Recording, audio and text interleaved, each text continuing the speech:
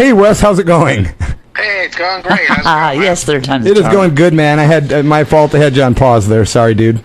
That's okay. Yeah, man, we just played Wax Fruit on the air, and so far the consensus from the people I know, everyone seems to dig it, man. Great, that's cool. Yeah, no, we really, really dig that lead guitar part you put on there too. Thanks. That was kind of a Johnny Thunders inspired solo. Very cool. Yeah, we love Johnny, man. Were you like a longtime New York Dolls fan from big time. From the beginning, I saw them open for Mott the Hoople, and they just totally blew me away. What? Wow. So jealous. Then I've been a big fan ever since. I fortunately got to see him another couple times after that, and I used to see Johnny Thunders and the Heartbreakers every chance I got. Wow, I haven't really talked to that many people in my life that could say that. Wow.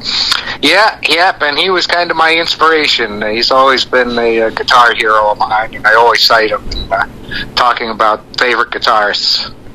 Wow. So when you wrote that song Wax Fruit, was there anything in mind when you did it? How does that work for you? Is it just a melody, or do you actually have something like a visualization kind of thing? Actually, on that one, I wrote the lyrics first. It was actually inspired by a coworker of mine who I kind of had an unusual name. And I said, "Oh, you need a song." So I wrote the song first, and then I came up with the guitar parts. And then when it was finished, I went to ask her if she wanted to hear it, and she was very shy and kind of embarrassed by it. And she says, "No, I don't want to hear it." So I never played it for her, and she's since left and never got a chance to hear it. But I always liked the music for it. And then when you said you were looking for a song idea, I thought, well, I think this would be a really cool song for you to do, since our last collaboration worked out so well.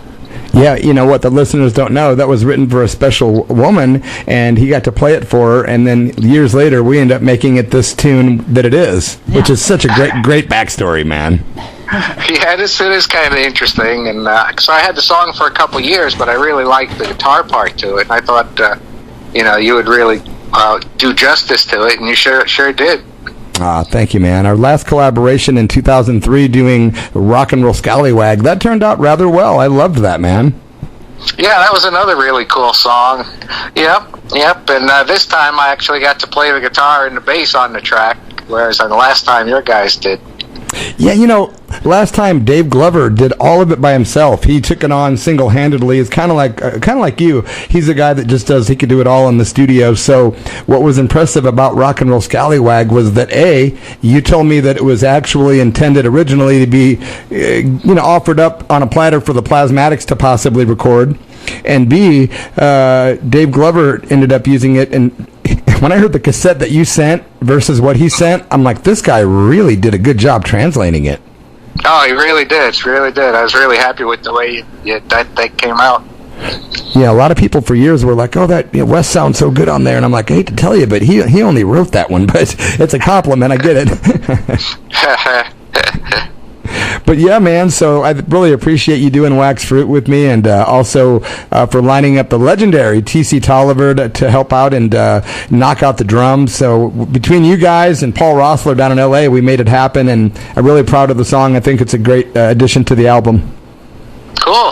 I'm looking forward to the album when it comes out. You got some other really good songs on there. Yeah, I appreciate that, man. Are you doing some kind of conventions and things these days? Did I hear that you'd either done some or that you were doing some signings at conventions or anything like that? No, I haven't done that, but Richie Stotts has been active in the conventions, and T.C. Tolliver also did a convention recently. Yeah, I heard I think you told me he was doing one that Richie Ramone was at. Does he ever think about it? Yeah, he did one Richie Ramone was at, and this last one he recently did, T.C. also attended, so that was kind of cool. They had both of them there. Yeah, I just wonder if do you ever make yourself available for those kind of things? I've been invited to a couple of them, but I didn't go attend due to work restrictions and just not having the time to do it. Yeah. But maybe one of these days I'll get the opportunity. That'd be really cool. Awesome. That would be really cool, Sister Tracy says. Awesome. What is new in Plasmatic land that you know of that we might not know of, or that the Plasmatic longtime fans might want to know?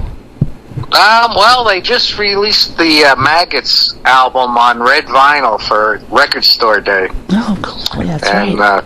that was kind of cool. Yeah, no, you went shopping that day and got some goodies, man. You got all kinds of good stuff on Record Store Day. Oh yeah, I got the Maggots album, of course. I got a live Knack album. I got a Rob Zombie picture disc, and I got the Eric Carr picture disc. So a bunch of really cool records. A live Sparks album. Oh, sweet. Wow, you got a live one by the Knack? Yep. Mm-hmm. Wow, I bet that's good. I like the Sparks. Yeah. Yeah. Oh yeah. Yeah, and Sparks too. Wow. I always liked the Knack, and the music for Wax Fruit is kind of a pop punk vein melody. Interesting. Yeah, that's one I've never heard, man. I'm gonna have to check it out. I'm a little behind. Interesting. Yeah, man. So again, I tried to get that Maggots record on Record Store Day, and we went to like 2 different stores. My daughter Audrey and I. No go. We tried though, man. We walk in the door. Plasmatics, Maggots. They're like, no maggots here. That's too bad. Yeah. I noticed one on eBay though, so I'll probably end up grabbing one when I get the extra bread. Hopefully, I'd love to get one of those. You got to have it. Absolutely. Right. We're on a mission. We're on a mission for maggots. Yeah. So, anything new in the future coming up, Wes, that you know of? Not in the near future. I'm still writing music, and hopefully we can do something together again in the future, because the last collaboration worked out so well. So we'll see how it goes. Yeah, I know we were talking behind the scenes, and we'll leave it at that, but I hope it does expand a little bit like we talked about. That would be very, very cool. Mm-hmm. Yes, definitely. Awesome. Well, gosh, thanks for making the time, man, to join us tonight on the Church of Rock to talk a little bit of Wax Fruit and thereof, and for joining us here on this nice Sunday night rock and roll fiesta that we're having. But, yeah, I hope you have a good rest of the week next week, man, and keep in touch, and I'd love to do more with you in the future, man. All right, sounds great, man. Keep rocking. Thanks, Wes Beech on the line, my friends. Have a good night, Wes. Yep, take care, Tracy. All right.